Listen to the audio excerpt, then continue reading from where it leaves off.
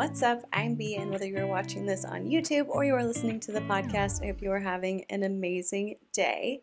Today we are going to be listening to the second installment of this new series that Brittany Dawn is doing about breaking her silence. This episode is talking about all the times that she was canceled, part 1. And initially I had thought, this is over an hour long. I'm just going to listen to it. She did put up like a companion video on YouTube, but it's only 5 minutes long, so I know it doesn't include nearly close to everything that was included in the podcast episode. And so I thought that I would just listen to it first and I would get the important parts and then we could, discuss them and I could play the clips and it would be a whole thing. It would be great. Then I started listening to the episode. And about 15 minutes into it, I realized that that was not going to work because nearly everything they said within that first 15 minutes was something that I felt needed to be addressed. And so I stopped playing it at that point because I didn't want to have to listen to it twice if I was going to do a reaction, to be honest. So we're going to go ahead and react to it. Before we do that, though, I want to hear your win for the week, and if you are newer to my channel, a win for the week is where you share something good that happened to you within the past week that you're happy about. It could be big, small, in between, whatever. It's just something that made you happy, made you joyful, made you grateful, whatever it may be. And if you are watching on YouTube, you can leave it in the comment section down below. And if you are listening to the podcast on Spotify, you can leave it in the Q&A section for this specific episode. My win for the week is that I am off today. It is 4th of July, and so my office is closed, which means I get a nice little Tuesday off, and I get the opportunity to film this for you. So that is my win, and I cannot wait to hear yours and celebrate with you. Like I said before, this podcast alone is over an hour long, and so this video is going to be pretty lengthy. I have a pen and a notepad, and so I'm just going to be like taking notes. I'll be doodling to help keep my focus, and if you have some errands to run, if you are doing laundry, you want to clean the house, go for a walk, like I don't know, something where you just need some background noise that you're not actually sitting and looking at, this is going to be the perfect video for you. Without any further ado, let's get started. I think my heart has gotten so used to people just bashing me, like dragging my name through the mud. On TikTok, TikTok is the worst of everything. I've gotten so immune to it at this point that it doesn't even faze me. And I don't know if that's the Lord's protection of my heart. It very well could be because I know I'm called to this. But it's sad. Regardless, no human should have to do that. You're listening to Chiseled and Called with Brittany Dawn, a podcast about finding freedom in imperfection and peace in your broken pieces through Jesus.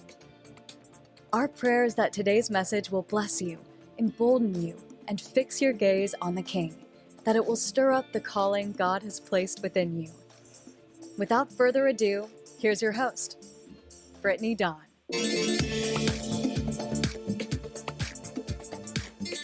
Welcome to the Chiseled and Called podcast. I'm your host, Brittany Dawn.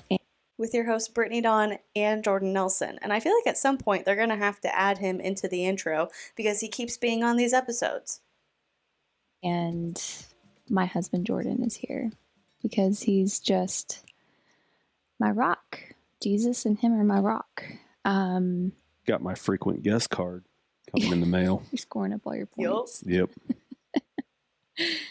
It's weird. I've never recorded a podcast on camera, so this is this is obviously why we're doing it in here because the office is kind of small. I'm just like trying to also know to look at the camera. So if I'm not paying attention to the camera, I'm learning. We have 5 pages. I have to fact check myself because I said this wasn't on video and I'm like 99% sure it's not because I listened to all of my podcast episodes on Spotify, but I got this audio from Apple Podcasts because of the way I have to download it. But let me just double check. Yeah.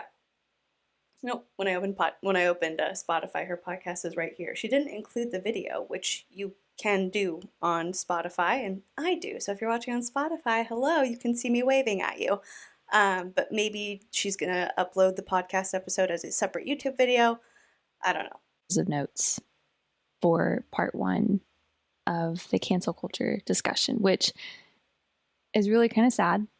Absolutely ridiculous. 5 pages of notes that I have typed up because there's so much that I don't want to miss some of these. And even still, like, we're going to miss things. Stuff you're leaving out. There's so much. I actually feel really strong right now. I'm proud of myself, babe. Like, I'm proud of you too. I was really worried that I was going to be just a train wreck walking into this episode.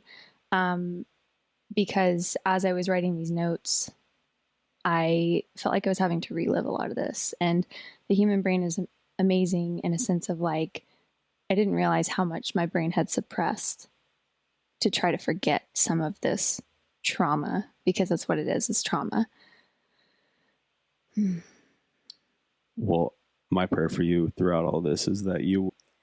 Okay, I'm going to let her get to explaining why she feels that she's been traumatized. And I will say, at a certain point, she's going to get to talking about getting death threats and really just horrific, awful messages of people threatening her and telling her that she should self-harm and stuff like that. And I know because she talks about it pretty quickly at the start of the episode, and that's absolutely not okay.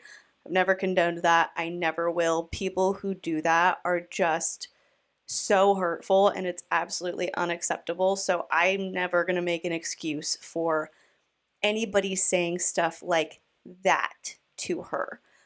However, Brittany does get a lot of negative feedback on things that she does on the internet, and those things, while it can be difficult to hear negative things about yourself, I don't know that people having a bad reaction to something that you've done is necessarily traumatizing. But again, I'll wait to give like a fully fleshed out opinion until she explains exactly what part of it was traumatizing. However, if she really is like just specifically referring to that part of the death threats and things like that, then yes, I would agree that that would be a traumatizing thing. But I was also thinking about how she said she has 5 pages of notes, and this is all the times that she was canceled. And I really don't know if there's been more than one. Like, I was racking my brain thinking about what she's going to bring up, and I think I can predict a few of the different things that she's going to bring up.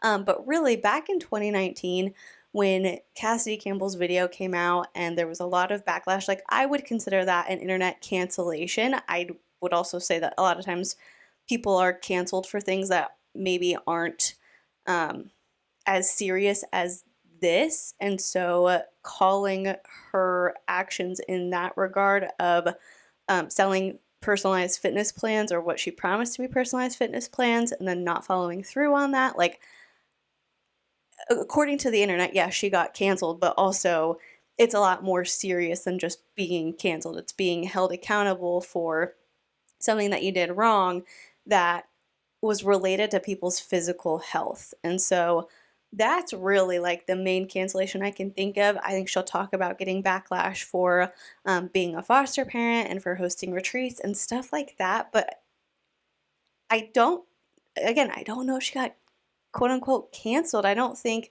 her internet presence was in a place where she would get canceled. Maybe I'm wrong, but from my perspective on it, I know she did get a lot of attention on the internet from people who did not like her or wanted to criticize her when she became a foster parent, but a lot of her supporters stayed being her supporters. I didn't see a lot of people being like, well, I used to like you, but now that you're becoming a foster parent and sharing a lot of details about this child and the way that you're speaking about the child, like, I no longer like you. I no longer want to support you and you should be canceled. I did not see that. But whatever, like, we are only less than 3 minutes in, so I'm going to let her talk. Are going to gain, like, this stuff doesn't have power over you anymore. Amen. And bringing it to light. Yeah. And exposing cancel culture and trolls and what, like, just the magnitude that they have gone to to try to negatively impact your life, my life, our families' lives, our livelihoods over 70. I know I said I was going to let her talk for a while, but I just had this thought pop up into my head of how I just said, like, I can only really think of one time where she, in my opinion, where she really truly got canceled. And I'm wondering if she and Jordan are using cancel culture and like that phrase and focusing on being canceled as a way to appeal to maybe a little bit of an older conservative audience, because it seems like that would appeal to them. I think a lot of people who are maybe a little bit younger or are online a lot more and explore like different areas of the internet aren't necessarily really concerned with like cancellation and cancel culture. That's just how I feel about it. That just popped up into my head. So I'll have to ruminate on that a little bit more. But I'm wondering if it is a tactic to appeal to a specific subsect of her audience. Just a thought. $5 to $100 fitness plans. Yeah. Is that's what this is utterly absurd. Hearing Jordan say that people were getting so upset over $75 to $100 fitness plans really kind of shocked me, because it's not that they were $75 to $100. They were roughly $90 to up to $300. And so it's frustrating to have somebody put on this air that they're coming here and they're going to be honest and they're going to be real and they're going to share everything. But within the first 3 minutes and 14 seconds of this podcast, you're already putting false information in here. You're saying people were so upset it's like $100 plan. No, some people paid more.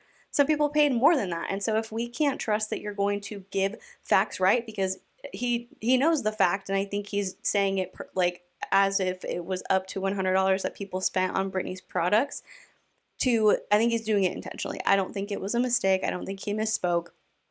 They just settled the lawsuit, so they're very well aware of the facts of this case.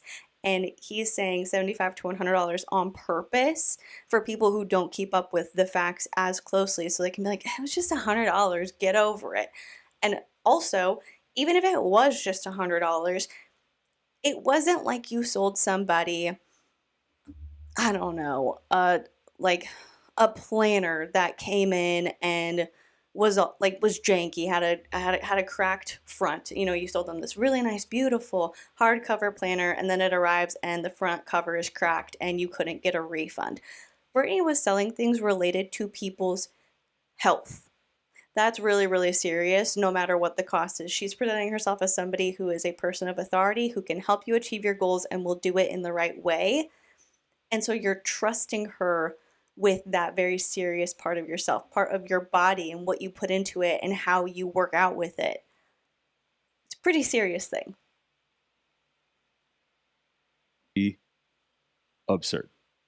The analogy that I've said to you before is like, a lot of people involved in this are trying to give you the death penalty for a speeding ticket. Yeah. And this is absolutely absurd.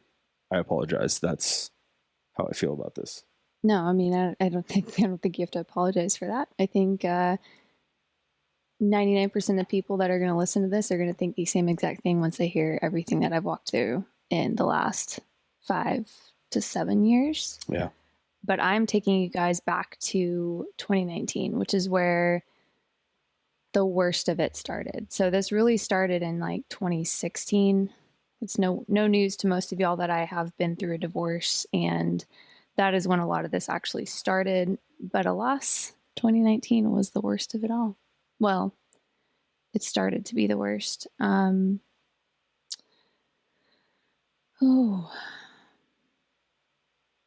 good. Start from the beginning. So 2019 was easily the most horrendous year of my life.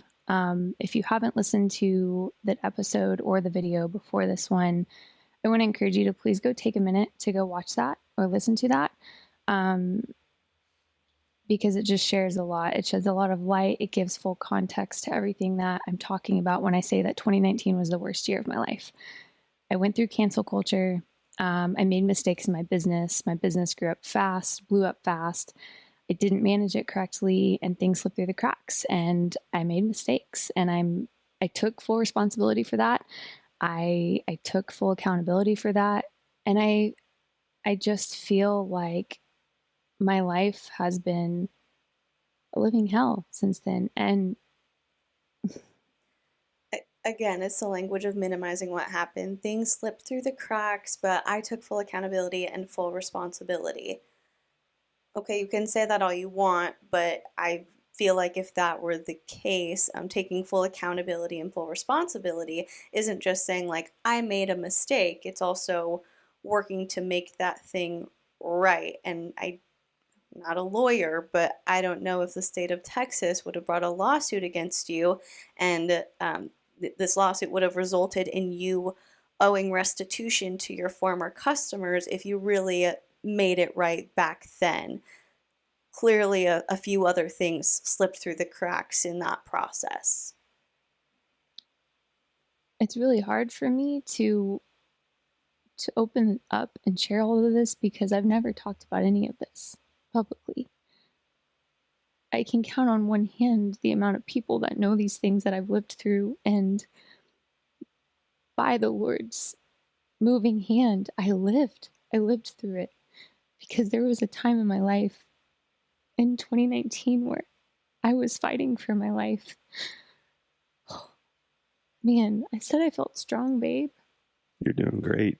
I think you have every right to be emotional about reliving these moments, to make these notes, and to talk through this is a really, I liken it to some of the guys that I've become, brothers with and have worked with, and some of the guys that I know from the police department and worked with on the police department.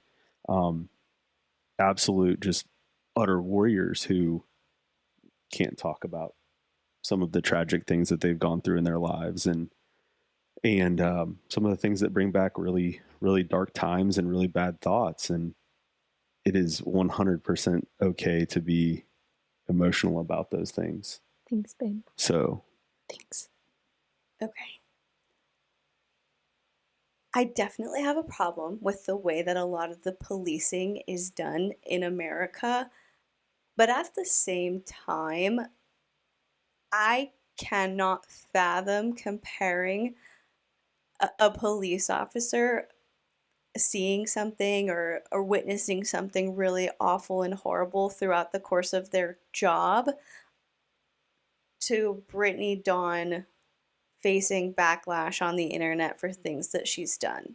Again, maybe when we go forward, I'm going to hear something where it's just going to be like, oh my gosh, I didn't even know that happened. I can't fathom that. What an awful thing. And I'm going to have to kind of eat crow for saying this. But comparing what Brittany's gone through to some of the things that people in the police force might see or have to experience doesn't quite feel right to me. I needed that because I was so proud of myself for feeling strong, and now I'm just like, what the heck? So 2019 was easily the darkest year of my life. I don't say it lightly when I didn't want to be alive after I walked through these things that I'm about to share.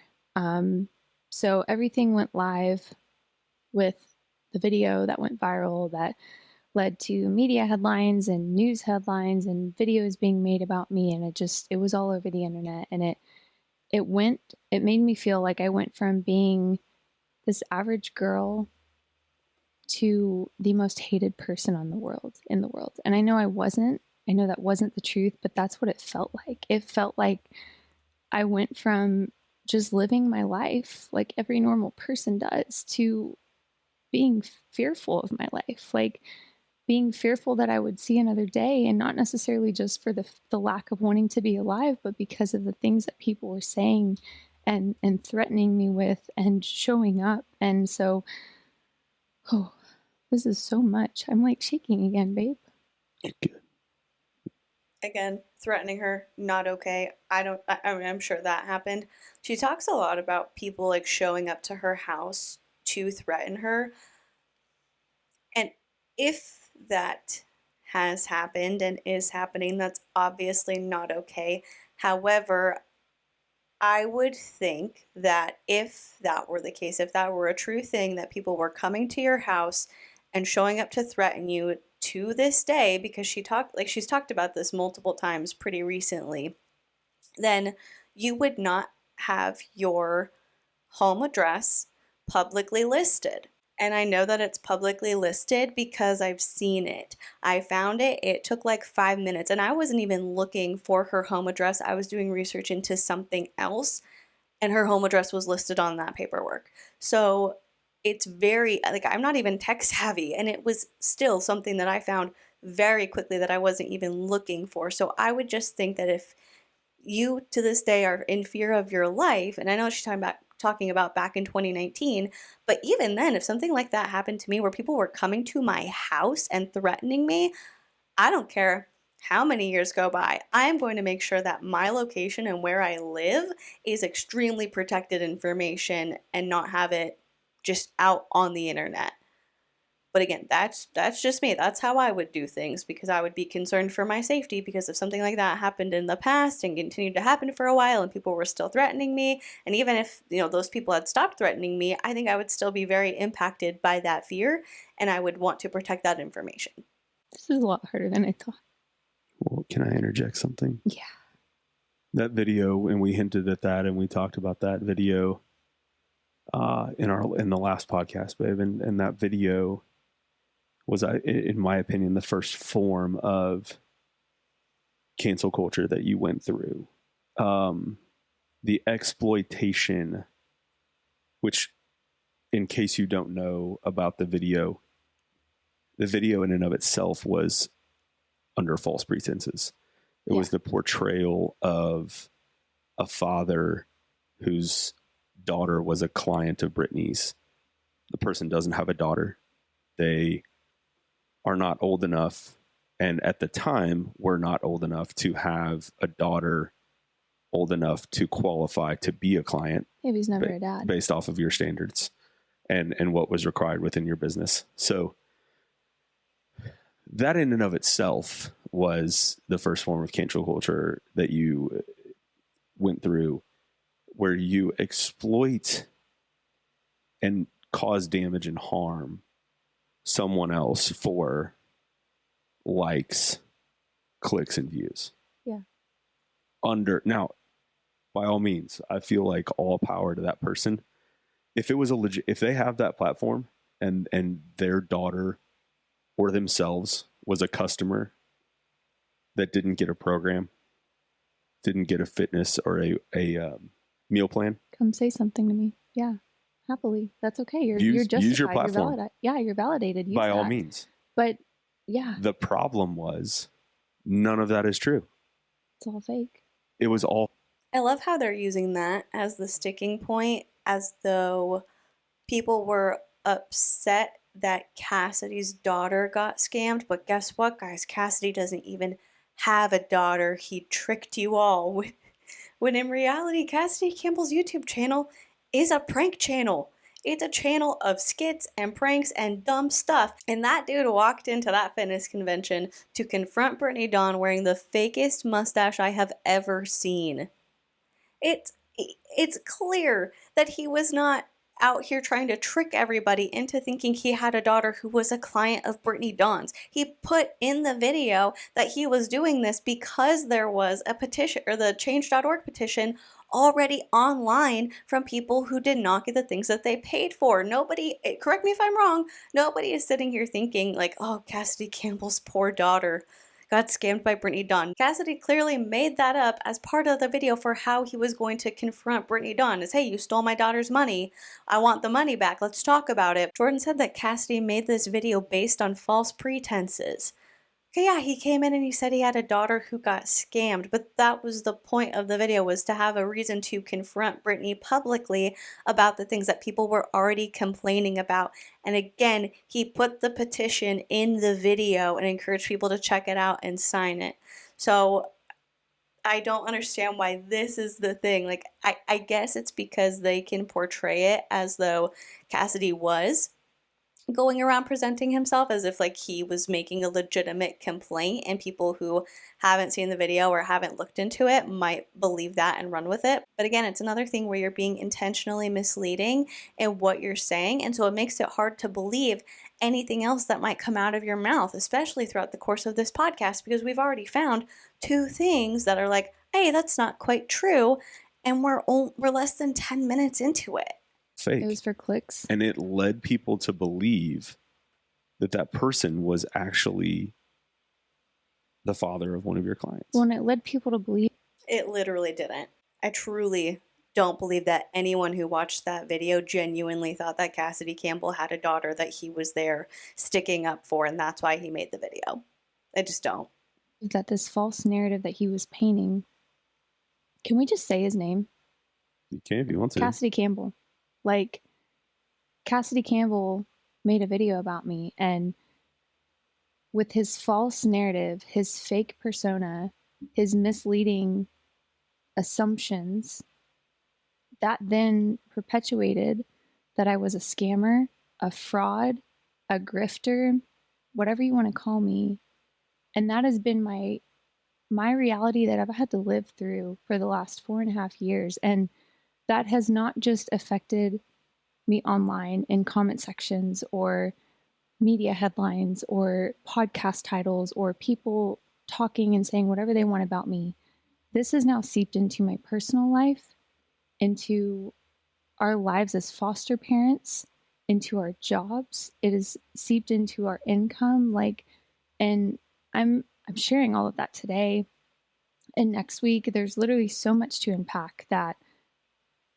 Yeah, so it's going to be a lot. Buckle up, you guys.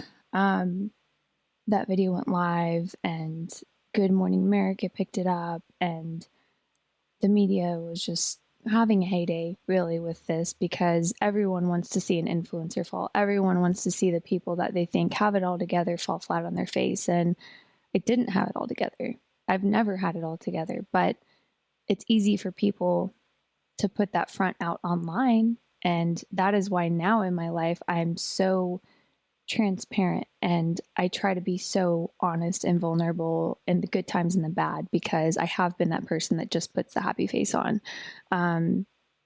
So when all of that went live, I think there are some people who take joy in the downfall of others, but I don't know if that's what the common theme was in people who were giving you criticism back then, because these accusations weren't just pulled out of thin air and completely unsubstantiated and totally false. And the whole reason this got traction is because people wanted to see me fall because I was an influencer.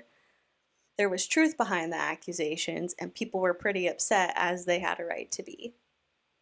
Remember getting the influx of hate, and looking back, the hate is actually the easiest thing now for me to navigate, which is wild to say, and really sad, truly sad for me to say that I can handle hate. Because you think that's because you just become numb to it? Yeah, I think my heart has gotten so used to people just bashing me, like dragging my name through the mud on TikTok. TikTok is the worst of everything. I've gotten so immune to it at this point that it doesn't even faze me. And I don't know if that's the Lord's protection of my heart. It very well could be, because I know I'm called to this. But it's sad, regardless. No human should have to do that. So I remember when the hate poured in. Looking back, that's been the easiest part of this whole journey is, the slander, the doxing, the hate, all of that. Anyways, that's been the easiest part. But then the comments started taking a turn, and I'll never forget these two comments. And mind you, this is all over online digital plans. This is not over anything in person. This is not over anything physical. This is over paper, literally paper. I remember these two well, not paper, digital products that you charged a shipping fee for, but digital products that related to people's health. Again, minimizing it. And also, I can only speak for myself, but I think that online hate is pretty easy to navigate as long as you are confident in who you are and your own integrity and your own actions. I can only speak from my experience. I've been very lucky to not have gotten a lot of hate on the internet, but just putting yourself out there, being an internet presence, you're going to experience some of it. And so when I get hate comments on my YouTube channel, sometimes people say things that are really just outrageous and like out of left field that I want to comment on, and I want to tell them that's so ridiculous that you would even say this, XYZ, whatever my response would be to that comment. But if I sit back logically, I'm like, they are just going for anything that they think is going to get a reaction. They probably didn't even watch the video. They just saw the title or the thumbnail, and now they're lashing out. Like, I know that I didn't do this thing that they're accusing me of, or I feel confident in my own actions.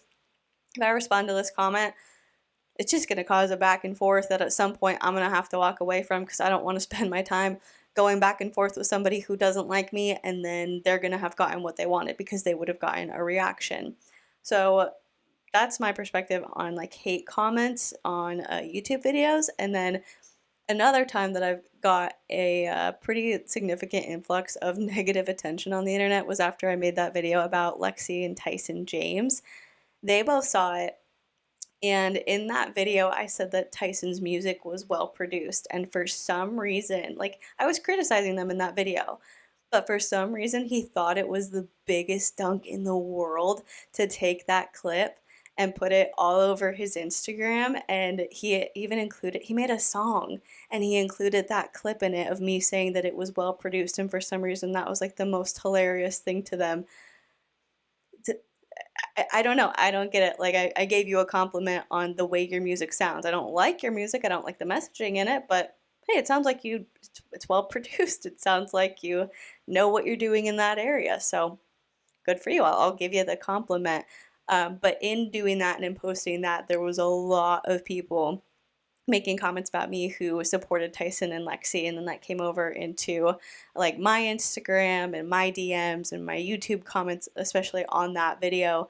And again, it's something where if you think that's funny and you want to share that, or if you have a response to something I've said about you, that's fine. But I know who I am and what I do and what I said, and yeah, like that's not really going to get anything out of me. So again, I can only speak to my experience, but I think online hate, again, is pretty easy to figure out how to navigate as long as you are confident in who you are and your own actions. Although, upon further reflection, I will add that I'm a much smaller influencer than Brittany, so anything I've gotten has been on a much smaller scale, and positive feedback has definitely outweighed the negative, so I'm sure that it can feel a little bit overwhelming to log into your socials during a time when you are getting a lot of hate, because if somebody DMs you or leaves a comment, you don't know if it's going to be something positive or yet another negative comment. And so I do think that that can take a toll on somebody. So I will come back and kind of add that little asterisk at the end of my previous thoughts. Your comments will forever be ingrained in my head. It was just an influx, tens of thousands of comments, and the first one said, "Why don't you do us all a favor and put a gun to your head?" And the next one said, "Make this world a better place and go jump off a bridge." And I was in such a dark place in my life at that time. And then came the death threats. Once again, not okay. It was, "Take your life. We'd be better without you, Brittany. And if you don't do it yourself, we're going to." That's what the narrative was. And the death threats were so overwhelming. I was a single woman living in Dallas by myself, absolutely terrified to even leave my own home. People that never knew me, they didn't know me previous to any of this stuff that went viral. And you want to know what the sad part is, babe? The scariest part of that is the majority of those death threats came from men. 95% of those came from men. The audacity. I don't think I actually knew that. Came from men. 99% of my platform is women. These were men who didn't know me. They never knew me. And suddenly I'm fearful for my life. I'm scared for my life. I'm scared to walk out my front door. I'm scared to go to the grocery store. I'm scared to even drive in my car anywhere. And that was a dark place for me to be. I didn't open my blinds for 3 weeks. If I did, it was a fight. Like I was just trying to survive over, let me remind you guys, online digital plans. And so I've seen a lot of the cancel culture comments and the hate and all of this stuff. And it just boggles my mind because it's that much. We're going to do an entire episode on Reddit and the Reddit pages and the people that we know, some of the names that we know that have been behind some of these things. Yeah. It That'll boggles my mind where our culture, our society has gone to, that you can hide behind a fake username, Twitter handle.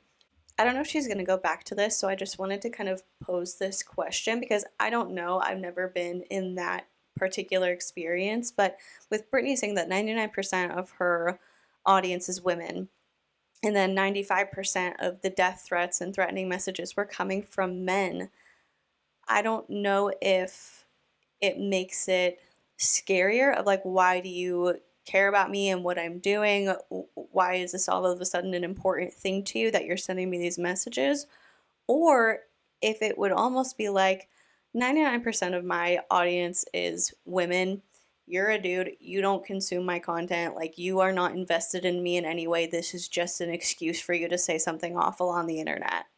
Like, you literally don't care. And it almost gives you kind of a sense of relief knowing that it's from somebody who's just a random person on the internet. Because I'm going to go ahead and say that while having threats like that in your inbox can be incredibly scary, it's something that a lot of influencers do deal with. And I was recently watching an episode of Do We Know Them with Jessie Smiles and Lily Marston, and they had talked about how they've all gotten death threats, and they're like, after a while, you just kind of realize a lot of these people are just people freaking out on the internet who aren't going to do anything. They're just looking for an excuse to say something. Like, they're not going to do anything. There's no weight behind it. Even though it can be scary to have that, it's really usually nothing's going to result from that. So again, I've never experienced it, but I kind of am on the side of thinking that I would have a sense of, I don't want to say relief,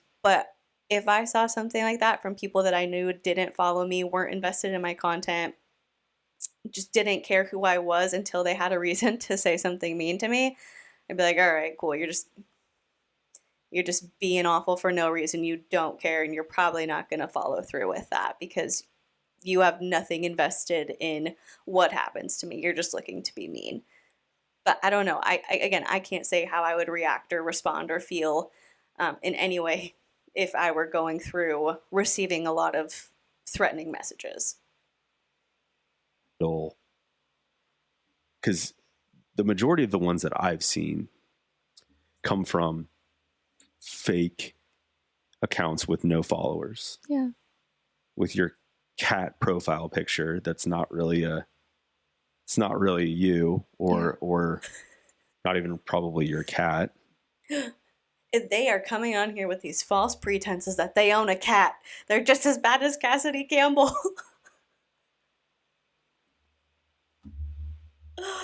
I'm so sorry. I shouldn't be joking. I'm gonna let them continue on. Our society used to be at a place where you stood behind what you said. Like, as in, like, I'm going to say something. It's coming from me, Jordan Nelson. And I stand behind that. And now society and culture has shifted to where you can say whatever you want behind a keyboard. Yeah. With no recourse. With no repercussion, no Yeah. recourse. There's no discipline, there's no law. And that's what I get, and Jordan knows this, I get so passionate. There is something in me, and it's just the fact that I've lived through some of these things that we're working on sharing with you guys. There's so much. I get so passionate about cyberbullying, online harassment. There are people who are taking their lives over this. There's kids. There's 9, 10, 11-year-old kids who are taking their life over this, and no one is doing a darn thing about it. No one is doing. We are the United States of America. We are the greatest country on this earth, and nothing is being done about it.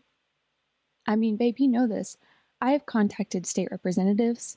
I have contacted congressmen. I have contacted local representatives. Not a single one has gotten back to me because no one cares. No one. That infuriates me. You guys can probably let your heads go to where my testimony probably leads, but I will be sharing my testimony. And by the grace of God, I am still here. I do think having a conversation about cyberbullying and the impact of it, especially on children, is a really important thing to discuss and bring to the forefront and bring to people's attention and teach parents about the dangers of letting your kids be on the internet, especially unsupervised. And so I do think that that's an important topic to talk about, but I don't think you can necessarily relate it with what Brittany went through because Brittany has chosen to be a public figure. Ever since the internet was invented, people have been doing awful things and saying terrible things anonymously meant to hurt people. I mean, think about in the early 2000s when Mark Driscoll was on an anonymous forum called Midrash, essentially trolling his congregation, saying hateful stuff to them under a pseudonym of William Wallace II. This isn't new. And I'm not saying that we should accept cyberbullying or you have to be okay with people saying mean things to you on the internet. I think that there's a way to be constructive in what you talk about, and there's a difference between kind of like lighthearted poking fun at some of the things that you say and do and people taking it to a really extreme level. And again, that's a valuable conversation to have. But in this particular instance, Brittany Dawn chose to be a public figure knowing how the internet worked. You know what people do on the internet. You know what happens there. And so you are accepting that risk of seeing things that you don't like being said to you or about you. And people have the right to be anonymous. And she can agree with that or she can disagree with it. But at the end of the day, she chose to put herself in a position to be a public figure. She could have had a personal training business that was local and could have had a really great impact on her community. And she could have stayed a little bit smaller and not made as much money as she did by becoming an internet figure. But she wouldn't have been exposed to the things that she is really upset about being exposed to and being said about her. But she didn't choose to keep it local. She could have been successful and had a small circle of clients and been really close with them and worked with them, and everything could have been great. It could have turned out completely different than what ended up happening. But she chose not to do that. She chose to take it to the internet and to market it that way and to be an influencer and to be a YouTuber.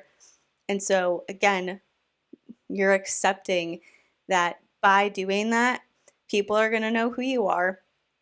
And people have the right to say not nice things about you, and those people don't have to have a name attached to what they are doing. This day, I cannot help but think that God is going to use my testimony to make some kind of a change. And you better believe that as long as I have breath in my lungs, I'm going to be sharing this. I'm going to go knocking on doors.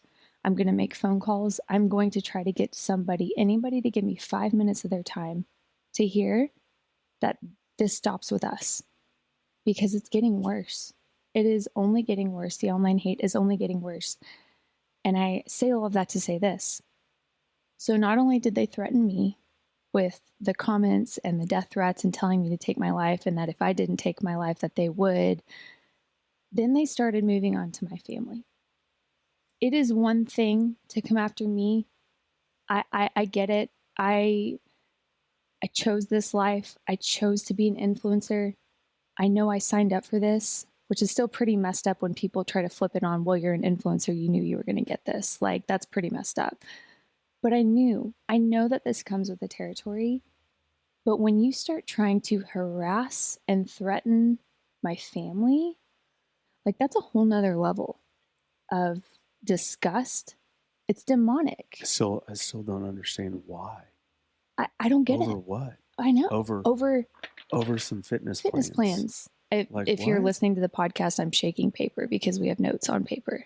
Like over some fitness plans and diet plans. Get a life. Well, my dad, I think I've told you this story. So my dad was followed home. My parents, they grew up on a ranch. My parents lived in literally the middle of nowhere. You have to go off the beaten path to get to where my childhood ranch was because they've moved since then. He called me and I could hear it in his voice. He said, Britt, a man just followed me all the way home, which you know, babe, like how many turns you had to take. It's not an easy place to find. No. You have to know where you're going. My dad called me and I could hear it in his voice. He wasn't scared. He was rattled. He was concerned. It was just the weirdest tone I'd never heard in my dad's voice before. He said, Britt, a man just followed me all the way home. He got out of his truck at the end of my driveway. He stood. He watched me pull up to the house. And then he got in his truck and left. What the hell is going on? And it hit me so hard in that moment, babe. I was like, God forbid something happened to my dad or my mom or my sister or my brother-in-law or my brother or my, at that time, 1-year-old nephew, 2-year-old nephew. Like, God forbid something happened to them over online digital fitness plans. Like, if someone is listening to this and thinks that I deserve this punishment over fitness plans, we need to chat. The trolls, the haters, the people behind cancel culture. Let's trot your dirty laundry out for the world to see. The thing.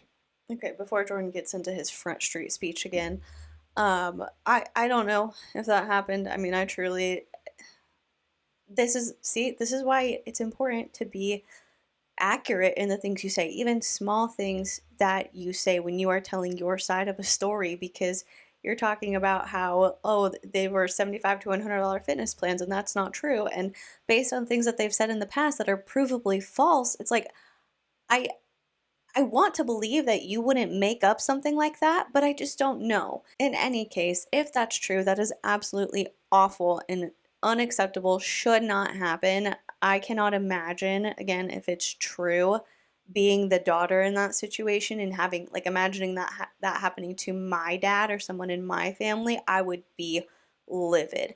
Like, I don't even know how I would respond to that. So, no, that's not okay. I think most reasonable, rational people would be like, that's not all right. We don't condone that and we don't support that.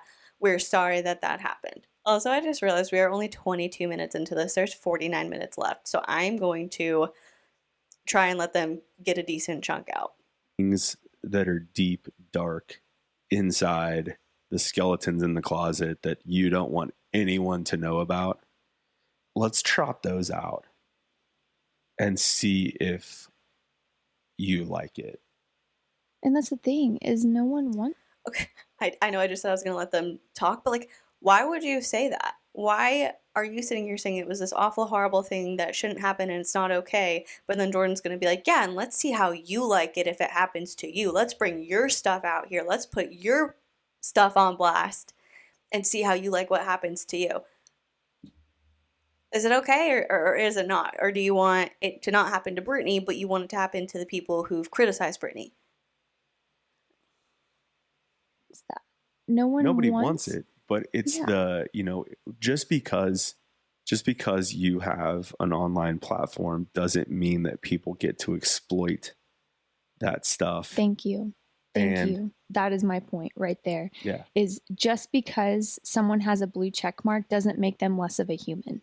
And it's like in our culture, when someone does have that blue check mark, suddenly they're fair game. That's exactly what it is in this society. If they have any amount of a following, they're fair game. Their dirty laundry is now put on blast. Why?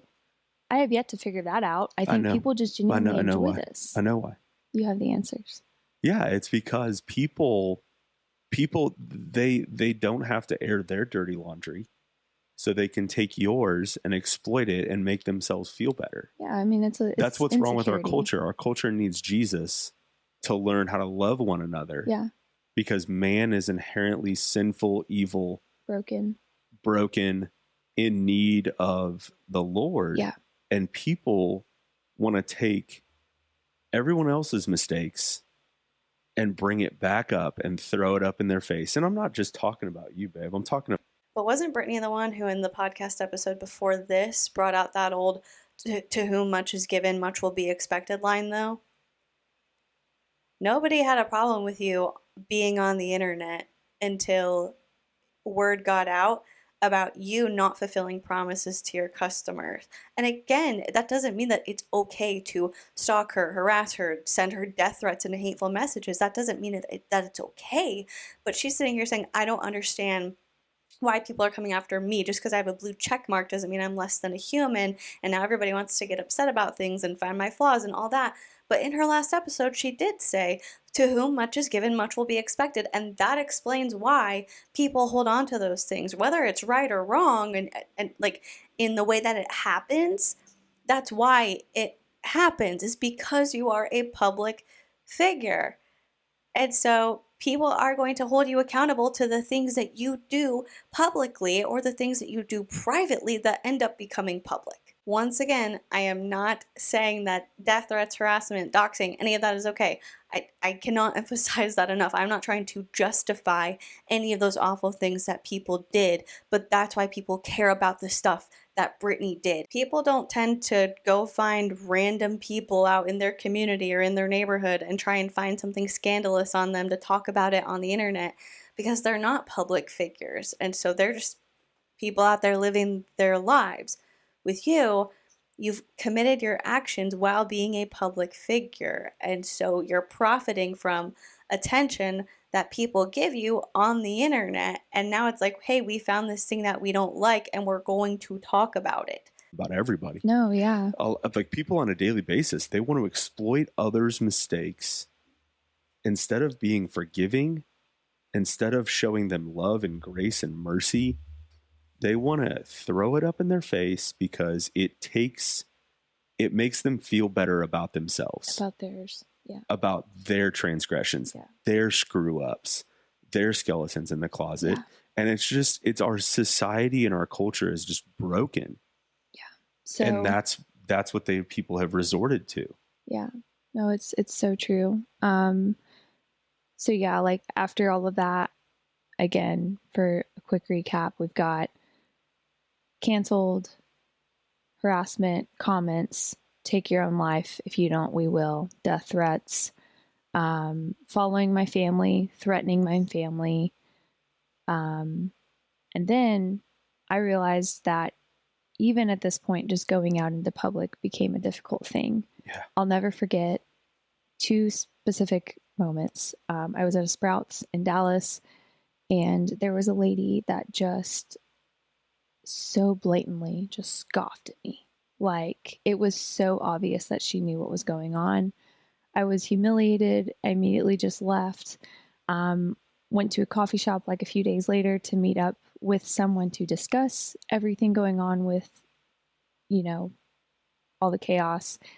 And there was a man that was literally like, pick his phone up, look at me, reference his phone again, look at me, reference his phone again. And then he just started laughing and just wanting to crawl in a hole. I'm like, yeah. So those are just like the little things that I was dealing with behind the scenes that I never talked about.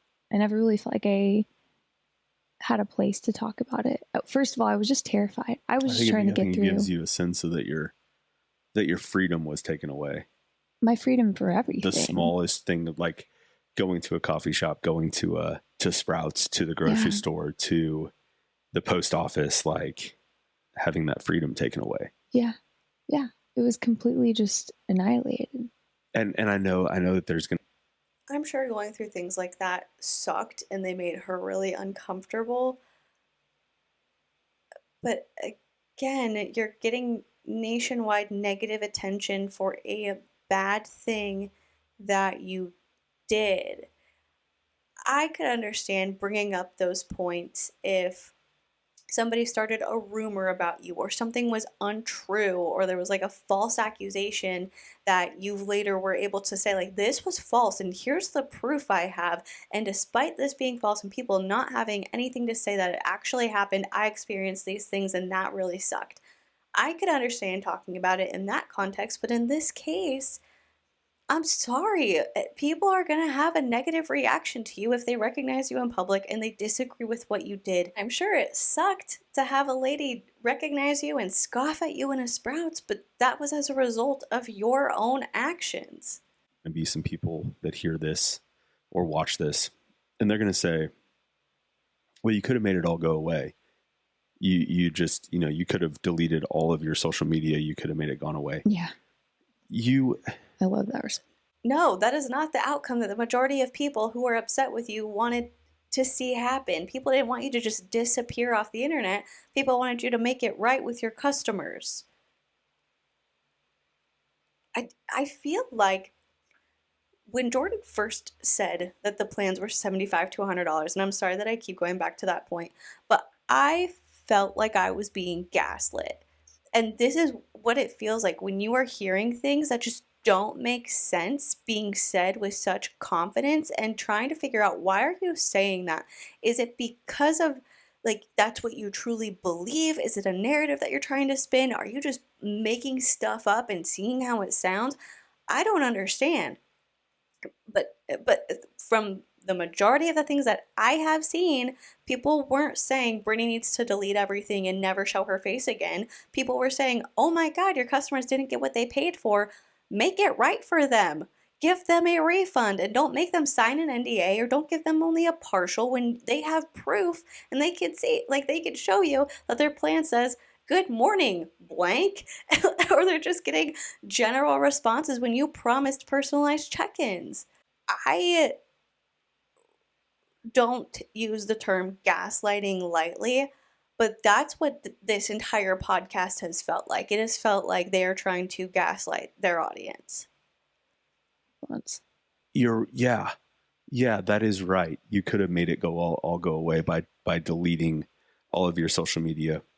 But last time I checked, it is someone's God-given right when born in this country. Last time I checked. Yeah. Freedom of expression. You should be allowed to have a social media, have an Instagram, and not feel like certain So she is allowed to express herself, but the people who were upset with her are not allowed to express it.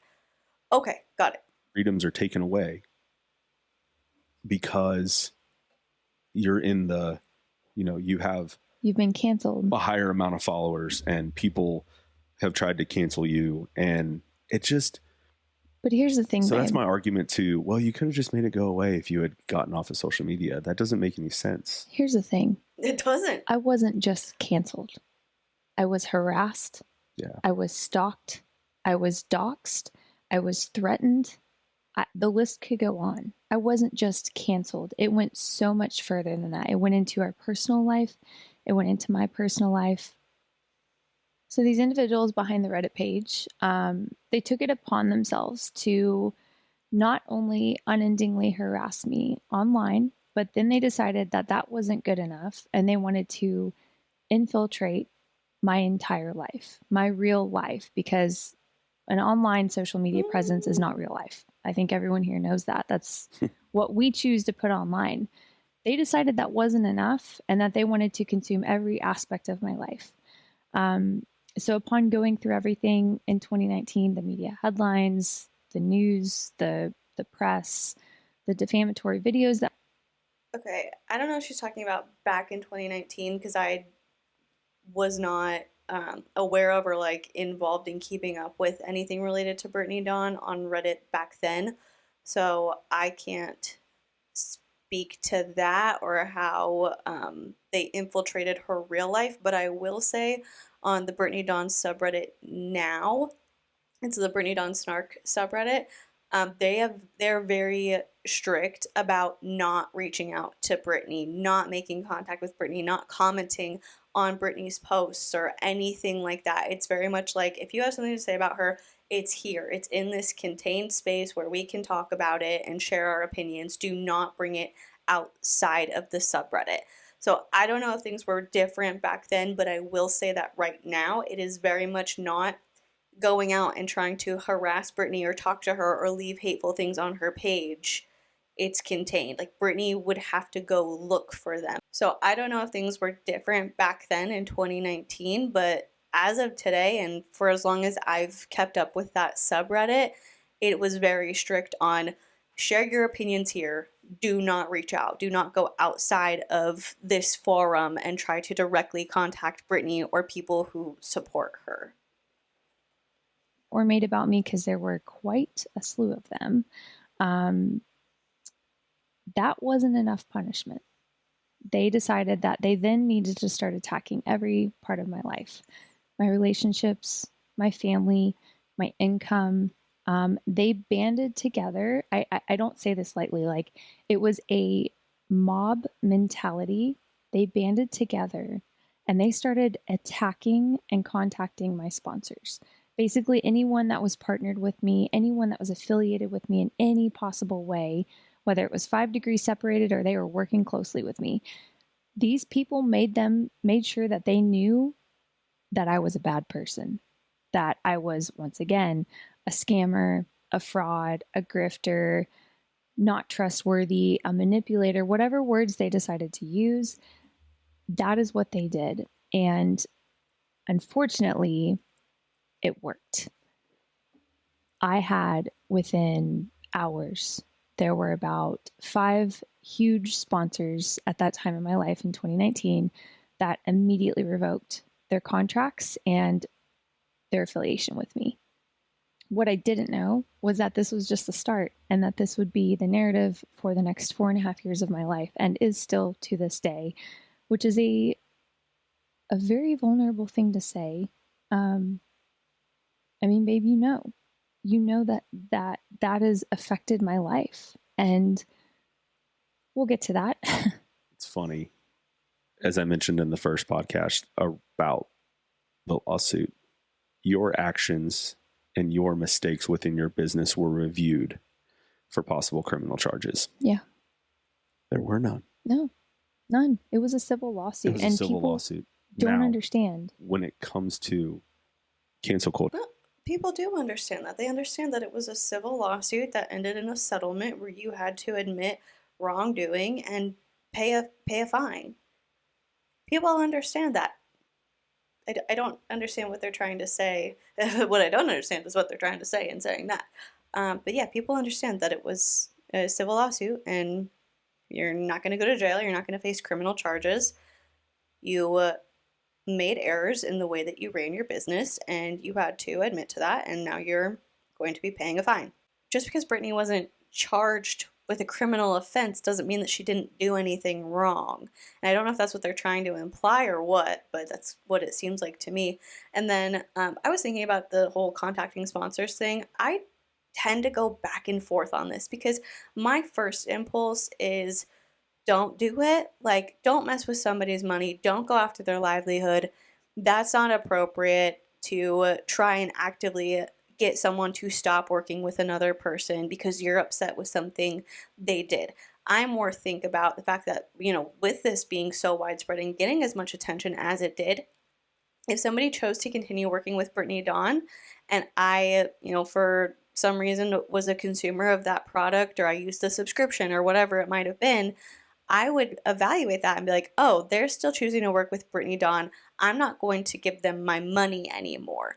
That would be my approach. On the other hand, I do think that there can be certain circumstances in which contacting a sponsor might be justified, but I tend to have less of a problem with it if someone has been accused of like assault or physically harming somebody else, or harming minors in situations like that.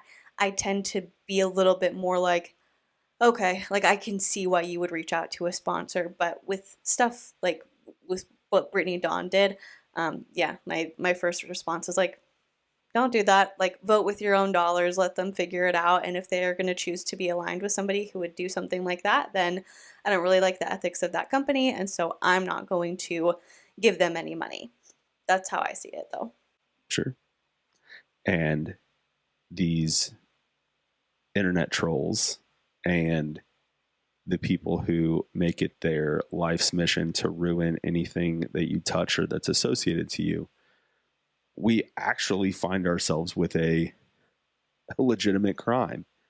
In the state of Texas, It is illegal for a third party not involved in a contract to interfere. Yeah. So you, being one party of a contract, are based in Texas. It doesn't matter where the other party is. They could freaking be in England, India, Bangladesh. It doesn't matter. Man, I love the state of Texas. The fact that you, being one party involved in that contract, are here in Texas, third parties are not allowed. It is breaking the law to interfere into a contract. What do I mean by that? Someone emailing a company and saying, hey, I noticed that you worked with Brittany Dawn. She's a scammer. Do you not know about her? All of that. That in and of itself is illegal. And if any trolls are listening to this or watching this, it's too late. We already have all of the communication. Once it's on the internet, it's on the internet. So, yeah, so they started attacking my income. That has been the narrative since 2019, if I'm being fully honest and fully transparent here. So 2020. Now I want to say, like, I'm skipping a few months here and there, but I thought they were going to go further into that. I made a face when she said, man, I love Texas. And Texas is a beautiful place. I've been there before. I loved my experience. I had a great time. However, some of the laws in Texas are the reason that my face just reflexively made that expression. Now, as far as them talking about a third party interfering with a contract and how that's a crime, it'll be interesting to see what they do with that and how it plays out, because I can't say that I imagine the state of Texas going after someone. Let's say they're in the UK, because that was one of their examples. I don't think that they would go through the effort of what it would take to bring charges against that person for something like this. That's just my thought process initially. I don't know. I could be proven wrong. Things could change. They could bring charges against these people, but most likely, from where I'm sitting, if anything does happen, it would probably have to be a civil lawsuit brought by Brittany and Jordan against those parties. I don't think the state of Texas or like Brittany's local jurisdiction would bring charges against someone in a situation like this. But I do think if they go the route of civil litigation against some of these people, it'll be interesting to see how they address kind of the downplaying of what Brittany did, because she didn't get criminal charges. She just had a civil lawsuit and a settlement. She's not going to jail. She didn't have criminal charges. It'll be interesting to see how they compare that with them bringing civil charges against somebody else. It'll just be an interesting thing. Mind you, the harassment never stopped. It only continually grew worse in my life, in every aspect of my life. So in 2020, I bought my first home, first home by myself. And it was truly just such a special time in my life. It was during COVID, so it was just a really scary time for a lot of us, if we're being honest here. And Reddit was absolutely baffled at my purchase of this home. Once again, wow, a scammer got a home. Wow, did you fraud the real estate agent? Wow, did you fraud the mortgage company? Just all the assumptions. They were absolutely baffled at the fact that a single woman could buy a home by herself. God forbid that a single woman buy a home by herself. And Okay. so because of that, so I bought this house, and just like any homeowner, anytime you move, anytime you buy a home, even if you just move into a home that you're leasing or a new apartment, there's that exciting feeling, right? Like you're excited to be in a new place, no matter what it looks like, no matter where it is, you're excited to be in a new environment, to create a new atmosphere, to make it feel like a new home. And I had that for the first 3 weeks. And that was quickly taken from me. This home should have been your sanctuary and your safe place. Yeah. And the place where you could escape from the world. And it hasn't been for the last 3 years. So about 3 weeks after I moved in, I was sleeping in my bedroom.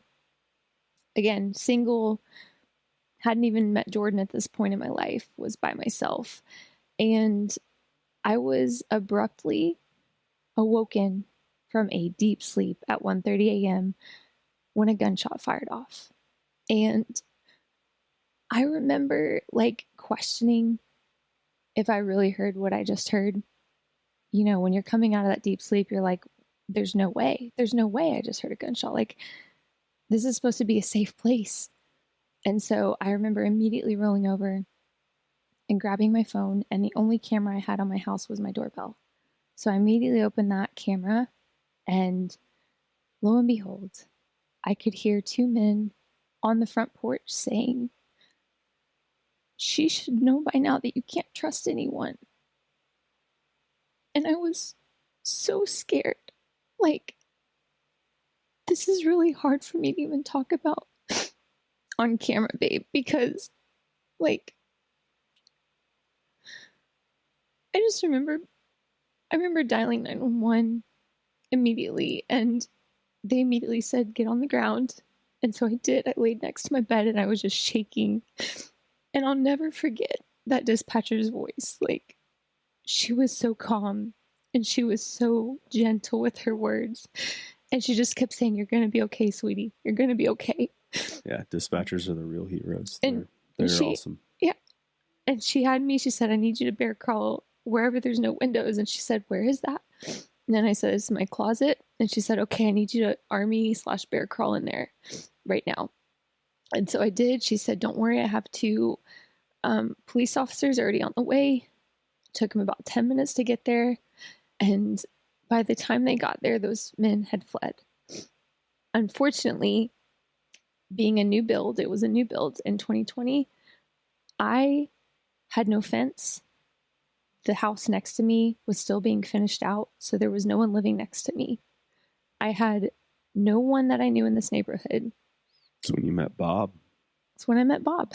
So we have the greatest neighbor.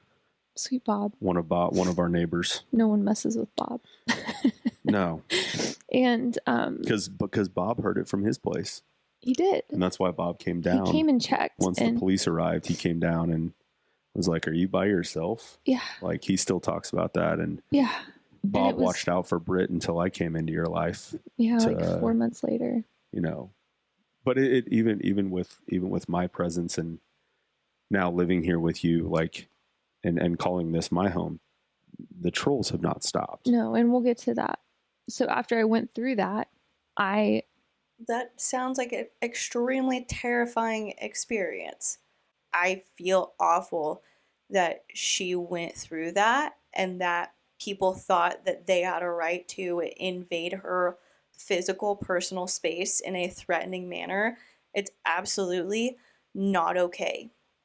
And I'm not saying this next part to take away from those people's actions, because they are completely 100% in the wrong in what they did. But again, this is why I go back to making sure that you are looking out for your own safety. Brittany posts pictures of her house all the time.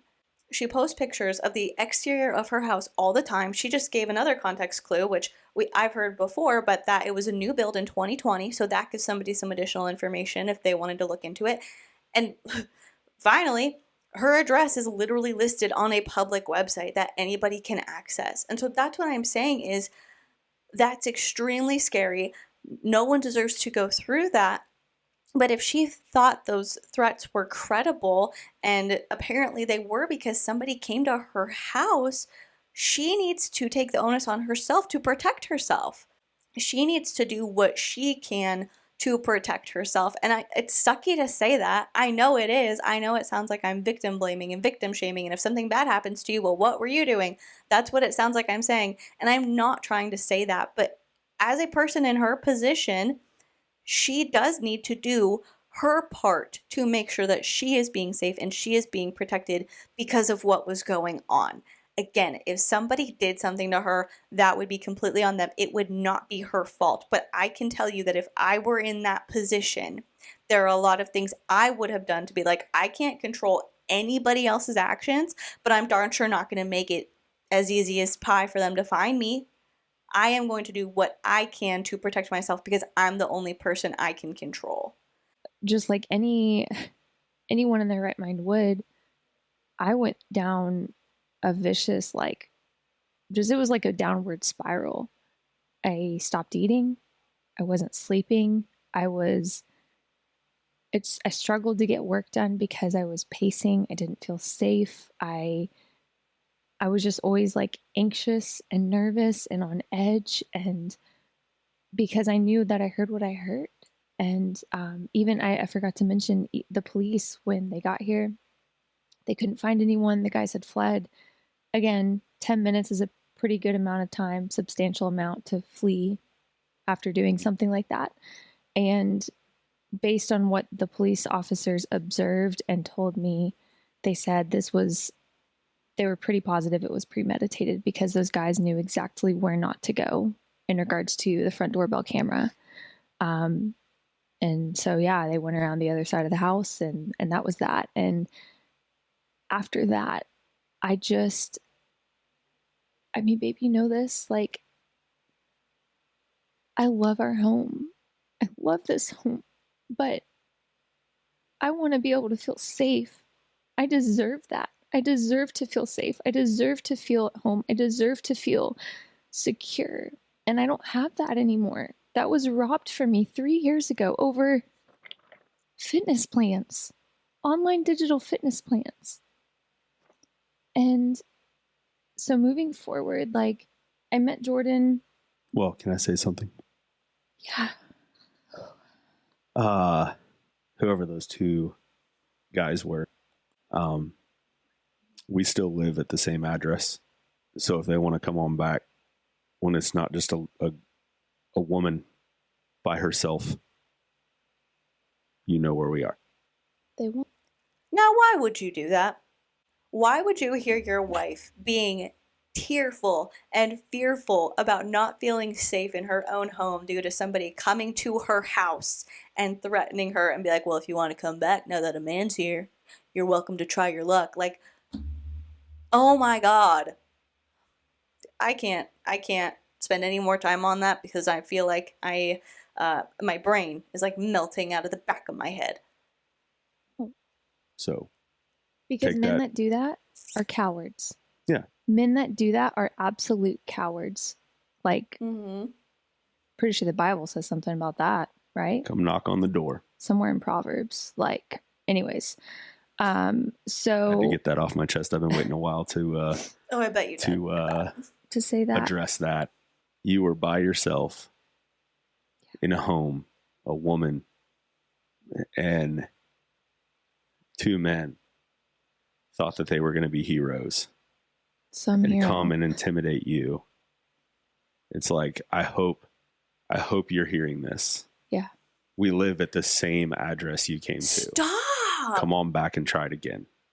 Oh my God. You can now proceed, babe. I love you. I love you too, baby. So some of you guys are probably wondering, well, how did they know where you lived? This sounds so far-fetched. There's no way that people would do this. Oh, but there is. And just like Jordan said, this was just the beginning. Like, I can't even keep track of how many times we've seen people parked on our street, watching our house, taking pictures, taking videos. Like, it's just beyond me. So when I moved into this home, first of all, when I lived in Dallas, they reverse searched images of my townhome, found out where I lived by adding these things up, watching videos, watching my Instagram, putting two and two together, and finding out where exactly I lived, because Dallas is a pretty large city. Yeah, people can do that. And if people are bad people who want to physically harm someone, they'll have even more motivation to try, which again is not to say that you don't deserve to feel safe in your own home. But as a public figure, especially, it is important that you do what you can to keep yourself safe, regardless of whether or not people like you, regardless of whether or not you get positive or negative attention on the internet.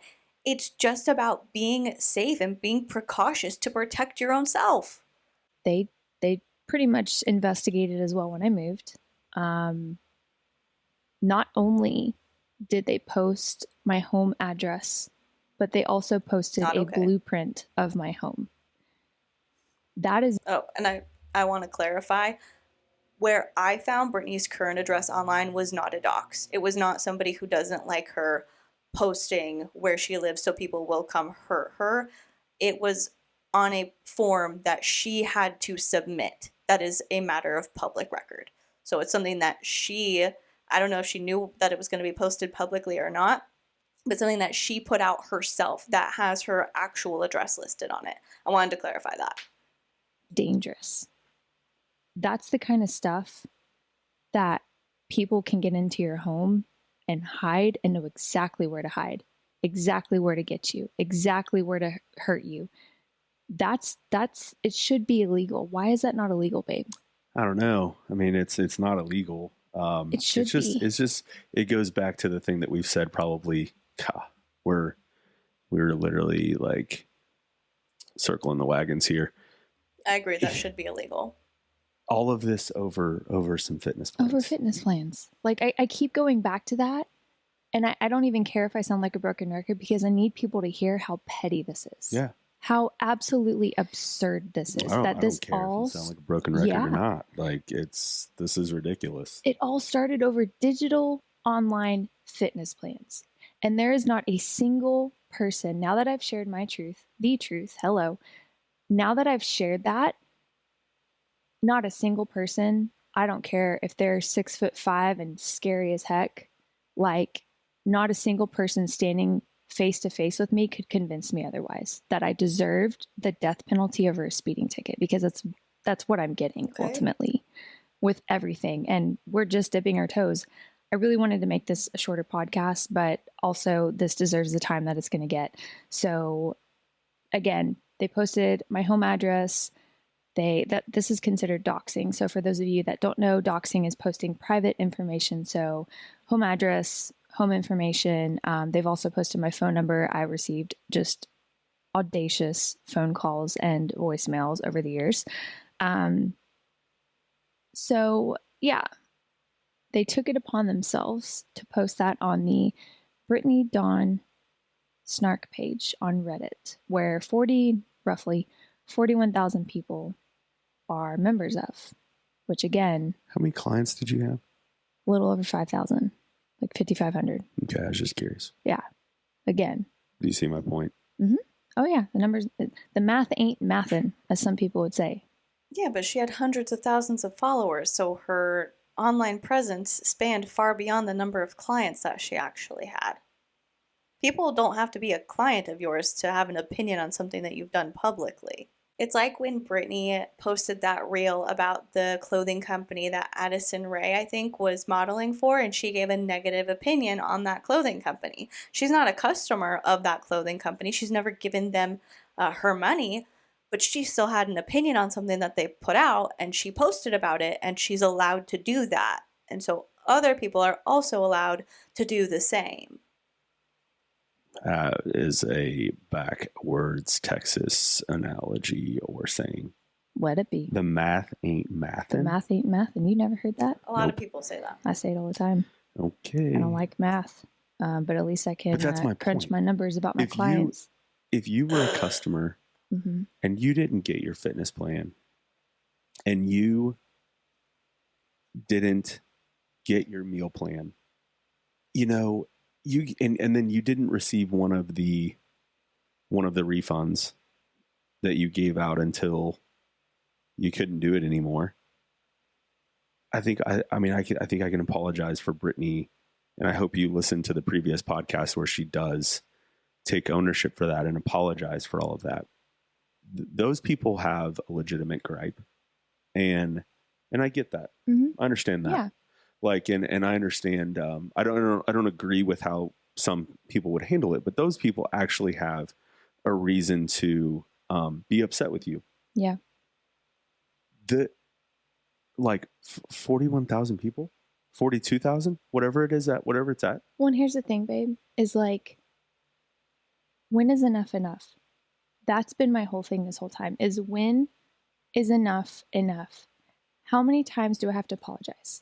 Yeah. How many times do I have to take accountability? How many times? Because the truth is, it's not going to be enough. There are people that are so committed to misunderstanding me, and that's okay. Like, guys, I'm not here to make everyone like me. If you haven't picked up on that by now, I could genuinely care less. The hate, I am truly unfazed by it. Truly unfazed. I believe that's the Lord's protection. I'm not here to make people like me. She says when is enough enough as though the only thing that's discussed on the subreddit is related to the fitness plans. And there is obviously a lot of talk about it lately because of the lawsuit. But in general, it's about a lot of other things that Brittany has said and done. It's about foster care and the way that she talks about foster care and the way that she posts about her placements that she's gotten.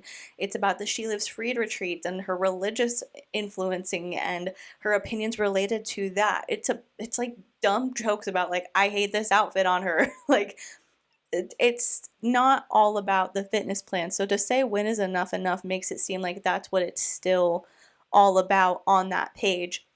When it's not about like, well, what can I do? How can I make this right? I've already done what I can to make it right, because that's not really like the main focus in general. Again, yes, that's being talked about a lot on the subreddit because of the lawsuit, but it's not all about that. It's about things that you are currently doing that people have an issue with, and they do have a right to express those issues. I'm here to be truthful. I'm here to be real. I'm here to be raw. But how much do I have to apologize and take accountability and fall on my sword, which I'm willing to do? Just like Jordan just said, I've done it and I'll do it again. But after this series, I'm done. I am done talking about it. I'm done owning it because I've done that. And the truth is, there's people that want me to keep doing this for the rest of my life. So I live in this just, I don't know, hellacious cycle of shame and depression and anxiety, and those are strongholds. And I know that by grace through faith, I've overcome through the blood of Jesus, through the Lamb of God, that I don't have to live like that the rest of my life. And so that was just a little tangent. Sorry, I get fired up, the Holy Spirit in me. Curveball, in regards to the Brittany Dawn Reddit snark page. Should I say this? I'm going to say it.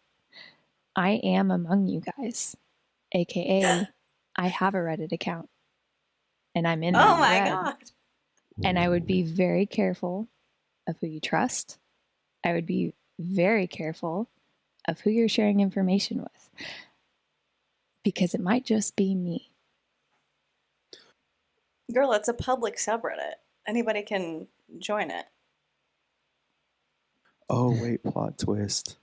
Hold on. Little plot twist. Hold on. Oh. You are active in that? So if you're oh my goodness. Why do you think I can handle the hate so well, babe? Oh. What? Wow. Yeah, so anyways, So just wanted to throw that in there. Oh my gosh, you've seen it all?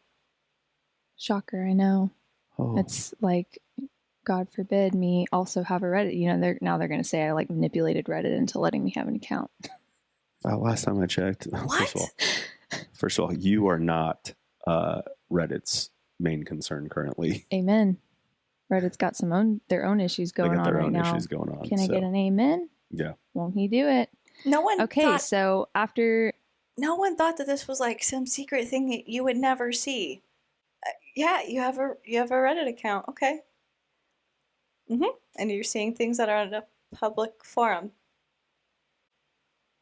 What the heck? The only way that would be a plot twist that would shock the heck out of me is if somehow she like got on the mod team and she was infiltrating and she was controlling a narrative of what was being posted or like keeping track of things being sent to the mods specifically. Like that's the only way that whatever she was about to share would have shocked me about her being on the subreddit. I'd be like, oh, she's a spy. moving into this home, I met Jordan a few months later, and that is when I went public with our relationship, they absolutely harassed Jordan about dating me. They made sure that he knew that I was this and I was that, and I had a lawsuit and I had a history and I had a past and I was divorced and, you know, all these things. Basically, any garbage they could find on me, they were trying to dig it up. They went to the earth's end to find anything they could on me at that point because they wanted to destroy my relationship with Jordan. When it didn't work on him, they then came after me with his past and his history and his baggage and his skeletons in his closet, which again, we all have. And when that didn't work, they started going after Jordan's family. How they found his family is truly... That's not that hard. Well, but still, like you got to do some digging because it's not that hard. Like Sandra Nelson ain't no social media influencer. You know what I mean? Like she thinks she is. She very well could be. She's your mother-in-law. And now Sandra Nelson, Brittany's mother-in-law. You're talking about how people are going and finding Jordan's family, and then you're publicly going to say her name.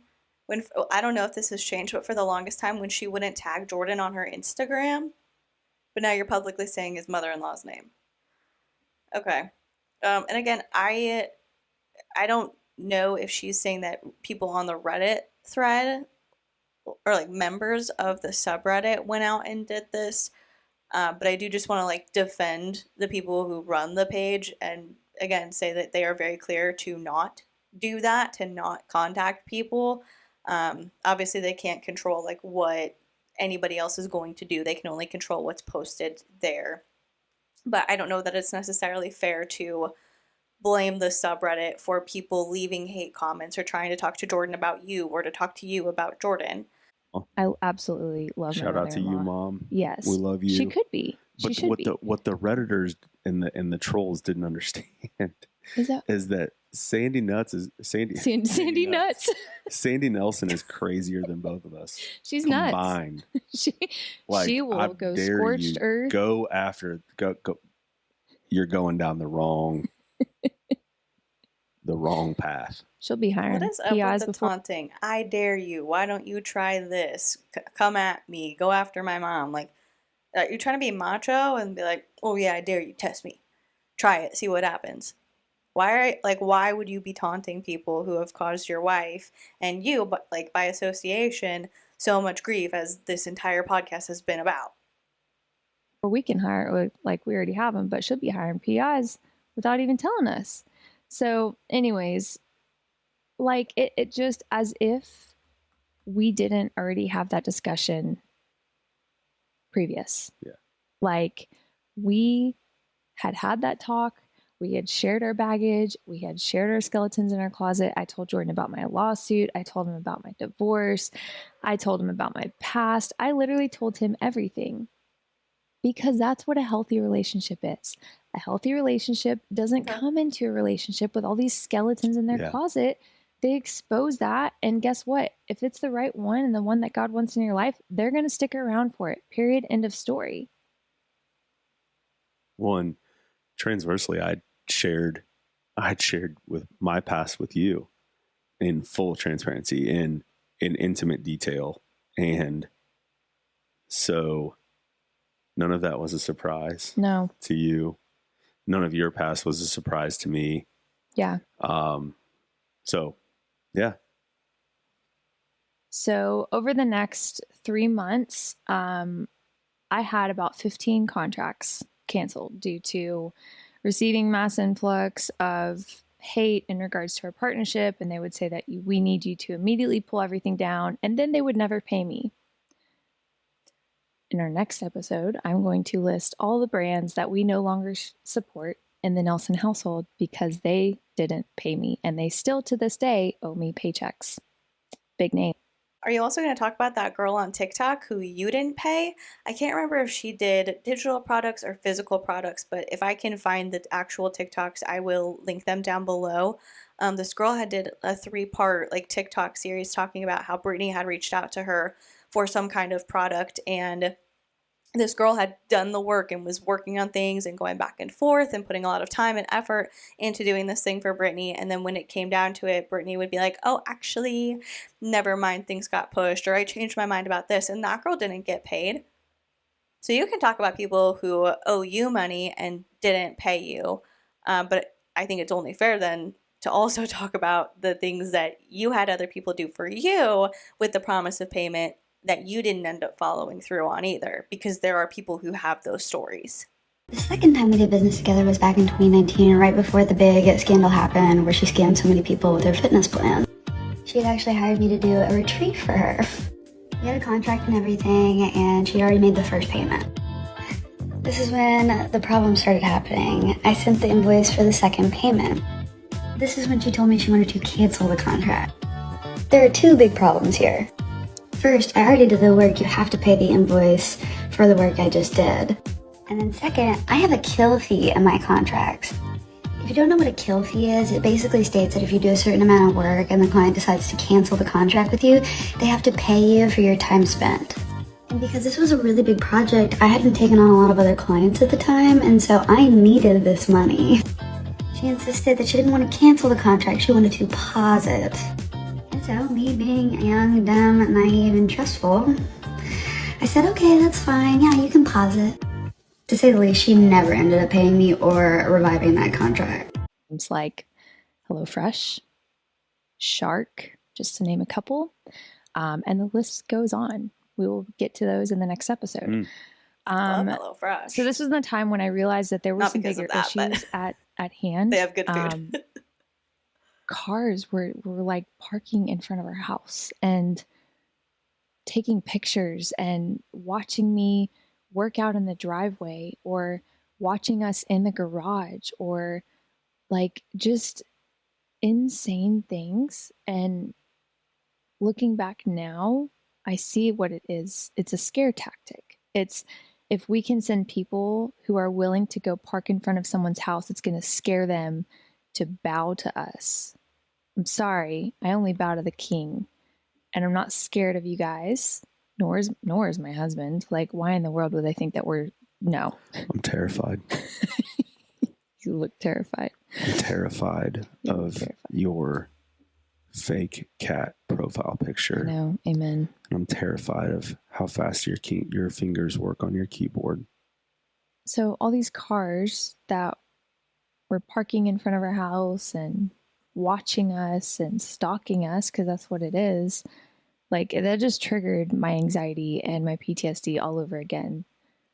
I mean, I remember so many nights where I couldn't sleep. I can imagine. Like at all. Yeah. And even once we got married, which that's what we're walking into and leading into. So before all the marriage stuff, we met James. If you guys have never heard of James, he is a homeless man that we helped. I was wondering when she was going to get to that.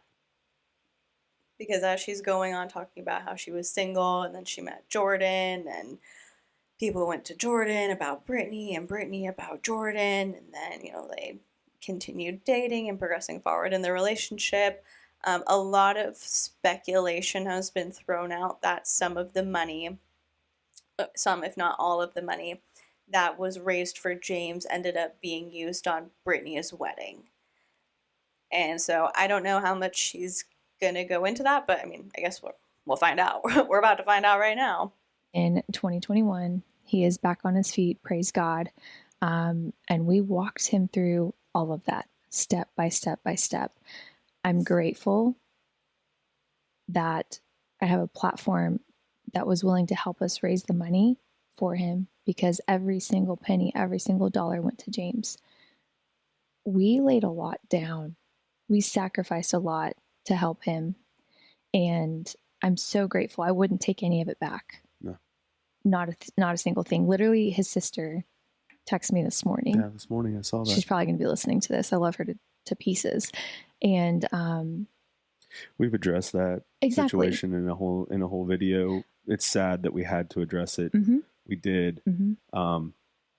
James's sister April joined us. She was alongside with us the entire way throughout that journey.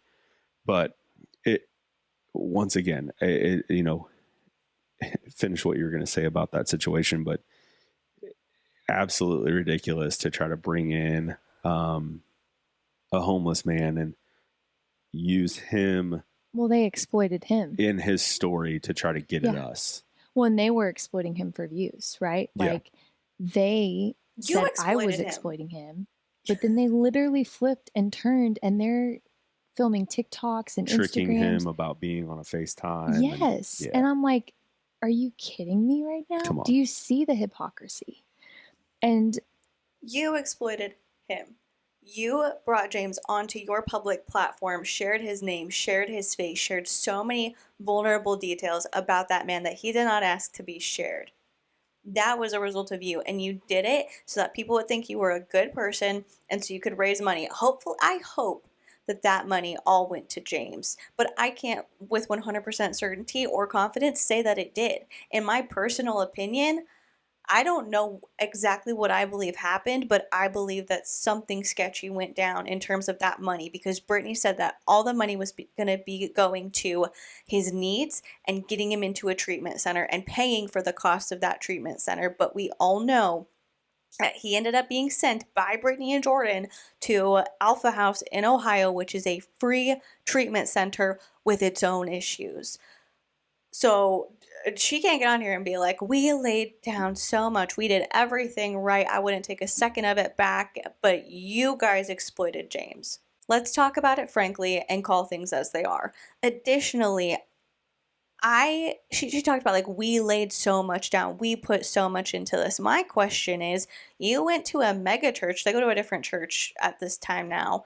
But at the time, they were going to a mega church that I would guarantee has some sort of outreach ministry for people with addictions. And so I don't know why they didn't engage somebody in that capacity. I know they had their friends, Cruz and Cruz's wife, who were kind of on this journey with them during the time that they were in contact with James and getting him into a treatment center.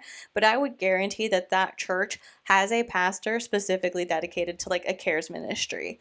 And so they could have brought him in for help, because I can't imagine if I were to come across somebody who was in addiction and didn't have a house and needed help. I don't even know where I would start. Like, I don't know what my first step would be. And so if they sought help from somebody who does this for a living and it's their job to figure out how to help people, things could have turned out a lot better overall. And I know that Brittany is on here saying that everything turned out great, but I don't think it did. Brittany told a story on her Instagram about how when they went to go pick James up to take him to the airport to take him to the treatment center, he fled the hotel and he caused property damage, and it was a big deal. It was a big issue. And you don't know what you're doing in that situation. You have no experience with this. You have no training with this. You don't know what you're going to say that could make it worse or could make it better. And, clearly it all ended up calming down, and James did go to treatment. And from what I saw when people were looking for him on TikTok and the TikTok creator Fun Mama X found him, he does seem to be sober and safe and healthy, and that's amazing. And I don't want it to be lost within all of this that even if he didn't get the money, he does have his sobriety from what I've seen, and that's a really amazing thing. But I think a lot of mistakes were made by Brittany and Jordan that aren't being talked about because James doesn't have a public platform to tell his side of the story, and James's sister April is on team Brittany Dawn. And I don't even know how I got started on that, but to go back to what I think started it is I think it would have been a lot more responsible for them to reach out for help from somebody who knew what they were doing in the situation, because overall I think it would have been a better experience for everyone. I think that was my original point. This video is so long. I've been talking for so long and we still have 17 minutes left. I need another LaCroix. So yeah, that was a whole debacle.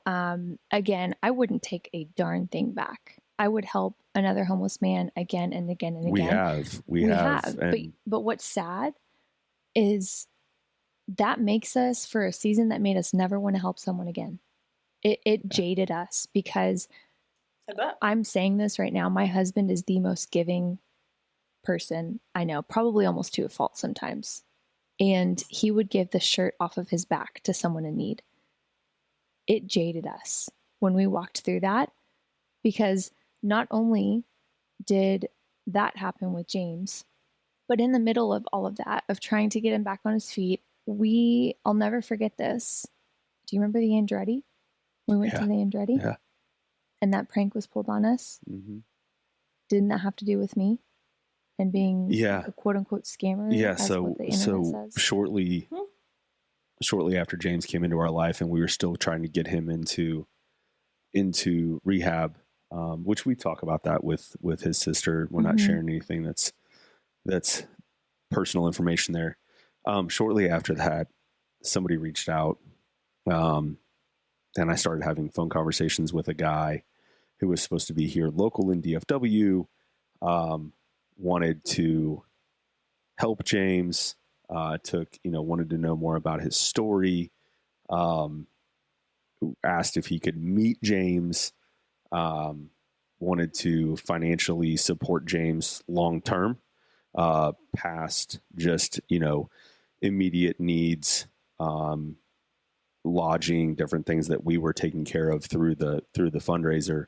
And we included James in our life and in everything that we did for over a month. And,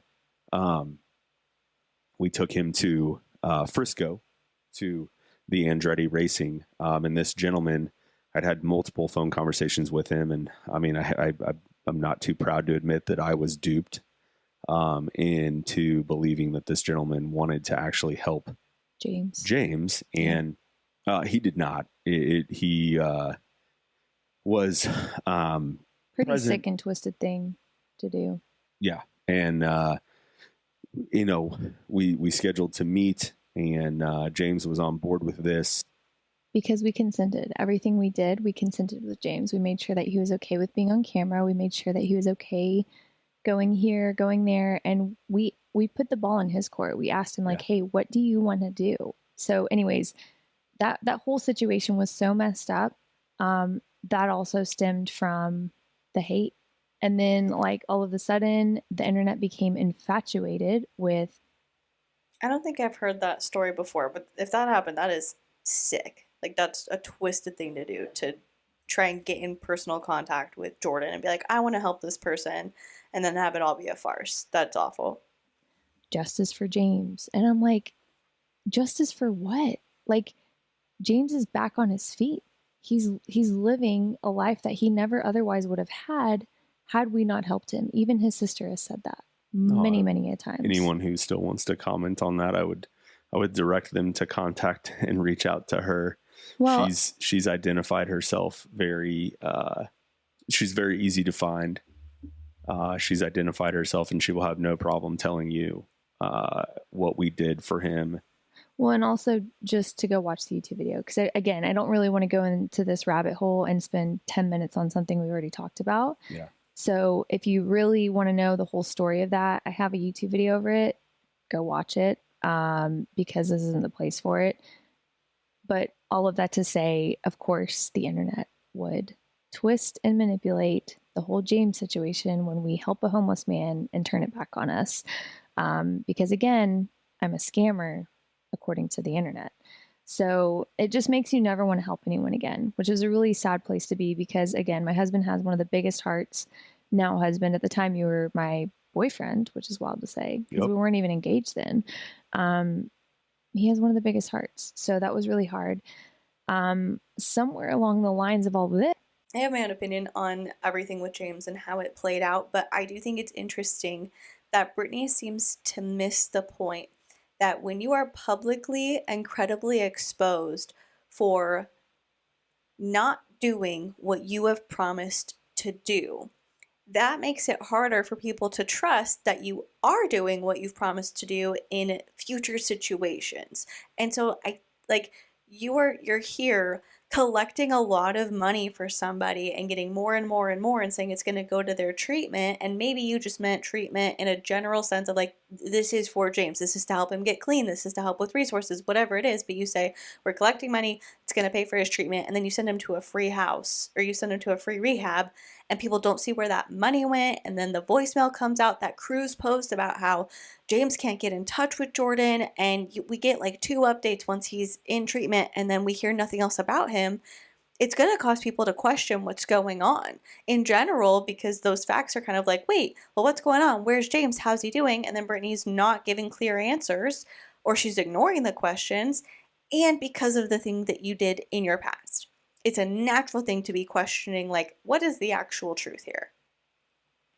I got accused of being an animal abuser, of neglecting my horse. I can't wait to share this. First of all, if you don't know, born and raised Texas girl, grew up on a ranch, horse ranch, been riding since I was literally a pipsqueak. I'm an equestrian. I've ridden cutting horses, Western pleasure. I've done it all. I've been a loper as a job when I was younger. Like, I've worked for trainers. I've worked for some very elite equestrians, and that's been my life. I'm grateful for that. Horses are in my blood, and they always will be. I say all of that to give context to what I'm about to share. When I moved to Dallas, I bought Harley. He was 4, he's now 10, so I've had him for 6 years. I put him in a boarding facility somewhat close to me because my parents' ranch was an hour and a half, 2 hours with traffic drive. So I wanted to be relatively close to him so that I could ride him and just be near him, because that's what you do when you have a horse. You want to be close to them. That's also what a boarding facility is. A boarding facility is a place where you can entrust that those barn managers are going to take care and take pride in taking care of that animal, because you are paying top dollar. It's not cheap to board an animal. I don't know exactly what she's going to say about this, but I have seen what appears to be a credible post from the owner of the boarding facility that Brittany put her horse in, and it was expressed that Brittany did not pay her bills. And so a lot of the bills for taking care of the horse went on to the person who ran this boarding facility, and they just had an overall, like, generally bad experience with Brittany Dawn and doing business with her. I haven't looked a ton into this, so I'm not really super well versed with all the details of what might be going on here. But I'll let Brittany share whatever she's going to share, and if I can speak on something, then I'll provide necessary info. So I was boarding him at this facility. He had been there for quite some time. One morning early, I was notified that he was colicking. If you don't know what colic is, it's basically where horses' intestines get twisted up. It can be deadly if not fixed right away. And even then, sometimes it's not fixable. The only 2 ways to really fix it are walking them in circles and tubing them with mineral oil, or surgery. And surgery on a large animal is very, very expensive. So most people will never go that route because, again, there's no guarantee that it will save the animal. So immediately, the vet rushes out there, gets there, tubes Harley up. He's, kind of up walking around. He pulls through. Amazing. Great. Such a blessing. He heals. He recovers. Everything seems to be okay. Then I got busy for a couple of months where I was traveling and I had commitments and family things, and I was just go, go, go, go, go. So I didn't get out there, which again is okay, because that is what people board horses for. They entrust that the barn managers will be taking adequate care of their animal, because again, you are paying top dollar. I trusted these people. One day, I got this gut feeling that something was wrong. And I told my dad, I was like, Dad, hook the trailer up. I'm bringing Harley up to the ranch. I don't know why I'm feeling this way. I just feel like I need to get him out of there. So we get the truck and the trailer. We head down, pull in, and my horse is nowhere to be found. 55 minutes later of walking around, going through the stalls, looking for my gelding, running through all the pastures, all the paddocks, trying to find him. And I get to the back, and he's so malnourished. Like, his ribs are showing. I will put a picture on this YouTube video. And he was walking with his head hung. He looked like he had not been fed in weeks. And I remember just like breaking down and crying. Like, I'm so sorry I let this happen to you. And I felt so guilty, even though it wasn't my fault. Because at the end of the day, I had trusted these people to take care of him. And so we load him up. We get him up to the ranch. I'm crying. I'm sitting in the stall with him. I'm like, my horse, like, this is not the horse that I know. He just didn't look like the same animal. He was like a show horse. And in a matter of months, he wasn't. My boy was gone. And so my dad and I nursed him back to health. My dad and I nursed him back to health.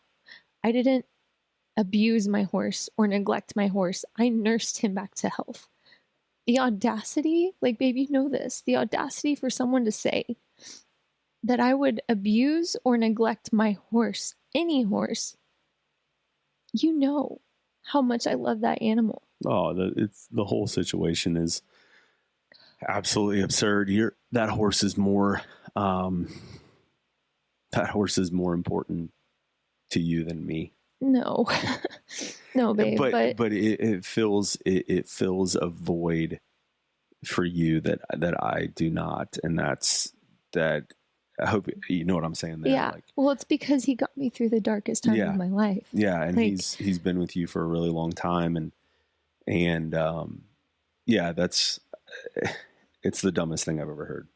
It's and anyone that knows me knows that. My friends that have ridden him, that have been out to the ranch, they know that horse is my life. And so that was just truly beyond me, that people would dare to say I would ever do that to, much less any horse, my horse, but any horse. Like, I would never do that ever.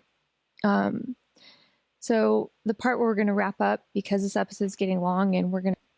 Okay. I don't know the exact details related to the accusations, if people were alleging that she abused her horse, or if people were alleging that she neglected the horse and that's why the horse got sick.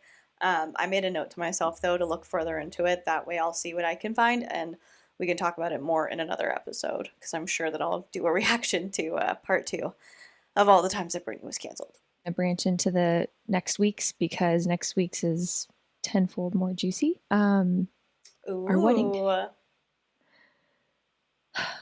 No bride should ever have to fear for her safety on her wedding day. Ever. And I did. I never told you this, babe.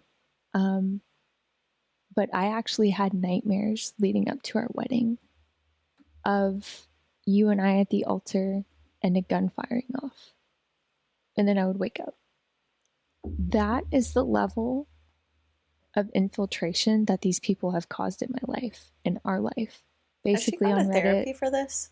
And I'm sure it started on Reddit. I was getting Instagram messages, emails saying, you better watch your back on your wedding day.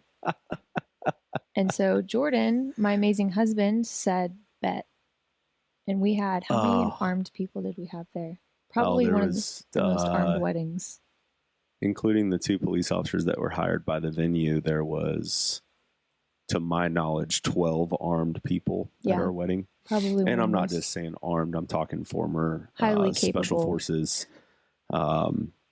operators that were present. Bad dudes that you wouldn't want to Several mess with. specifically tasked. Yeah, who wouldn't want to be responsible for bringing a gun to a party?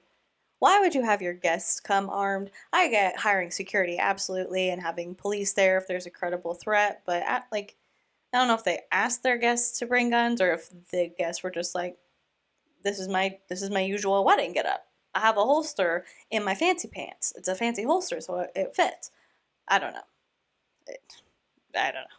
With identifying people and if someone was there that wasn't supposed to be there. Yeah. So, because which these is are just all, really sad that that's a private event. it's really sad. And here's the thing, like, I felt safe because my big brother stepped in and wanted to protect us that way. But no bride should have to go to that length to feel safe on her wedding day. Like, it's just really sad when you think Once about again, over fitness plans. Over digital fitness plans. All of this. And diet plans. Yeah. Get a grip. Well, and what's great is that the people doing this were probably never clients of mine. No. Maybe some of them. And if that's Probably you, not. hey, it's time to move on. And even if it's not you, hey, it's time to move on. Like, life is short. Time is fleeting. Your days are passing. Your hours are flying by. I don't know that they are as effective as they think they are. No. They think they're doing the Lord's work, and that's what's deception. It's really sad. So anyways, we get married. Our honeymoon was bliss. By the Lord's grace, nothing popped off at our wedding. Our wedding was literally the best day of my life. It's perfect. Yeah. That having my 12 brothers there made me feel at ease. I knew that if something popped off, they got it. They got it covered. Like, they were ready for that moment. So our wedding was amazing. We get to Cabo. Our honeymoon was bliss, which honestly felt weird because Too good to be true. Yeah. Well, because we're so used to these people just trying to like heckle us about everything. Yeah. And we get home from our honeymoon, and I'll let you tell this story, babe. We want to cover that in this episode, or do you want to save that for next week where we can dive into it? Let's save it for next week. Please. Yeah, cliffhanger. When we get back from our wedding, things get really Crazy. interesting. Really crazy. The first day in this house as husband and wife, things popped off. Yep. Really bad. Really, really bad. We'll cover that next week. Yeah. So that'll be episode 2. We'll start there. Hopefully I'll be a little bit stronger and not so emotional. You did great. Thanks, baby. Yeah. How should I wrap this up? I don't even know. Thanks for being here. We appreciate it. Thanks for being here. We appreciate it. And please come back next week to hear some more juicy details. Babe, I don't think you're going to have to convince people to come back. I'm not done yet. Oh, sorry. Please come back next week to hear more juicy details about people who live in their mother's basement with cat profile pictures need to get a life. Yeah. You've been waiting to say that. Whoa. Feel good? Get that off your chest. That felt really good. Yeah. It's good. You said that Sometimes multiple you gotta times vent. throughout this. Yep. Proud of you. We good? And I think so. Yeah. Next week will be end of 2021 up to current day. So share all the things that I've been walking through to give you guys some context. It has to do with my income. It has to do with Jordan's job. It has to do with being foster parents and our actual foster placements. Pretty messed up stuff. Very demonic, messed up stuff. And I can say that because it is demonic. It's not the Lord's work, nor is it his will. Yeah. So that wraps up today's episode. Thank you guys so much for stopping in. Thank you guys. I want to say this too before we end. Like, it means the world to me. All the encouragement, all the support that you guys have shown. This has been the hardest thing I've ever done because, again, I've lived in this for 4.5 years privately. And I found comfort in that. I found solace in that. And so for me to finally speak up, and I pray that if you are someone that's going through this, that you hear this and you know that you're not alone. And if you are someone, whether you have a platform or not, going through this, feel free to reach out. Like, we have to stick together. I believe that our country is going to do something about this. I believe that good is going to come from all of us, even just me sharing my story. So all that to say, that concludes this week's episode. Maybe we'll put week 3 up early. I don't know. We'll see. We'll see. But as always, thank you guys so much for stopping in. Feel free to leave a 5-star review. It helps us a lot. And we will see you guys in next week's episode.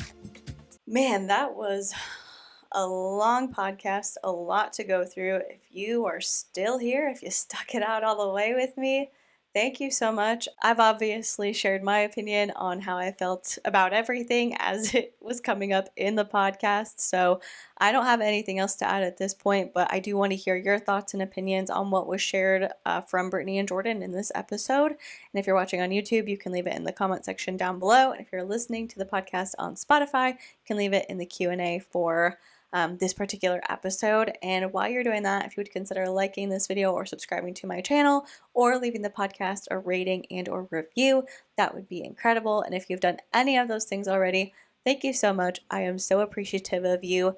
Thank you so much for watching or listening. Please be kind to people, and I will see you in the next one. I guess I'm off to go get a life. Bye.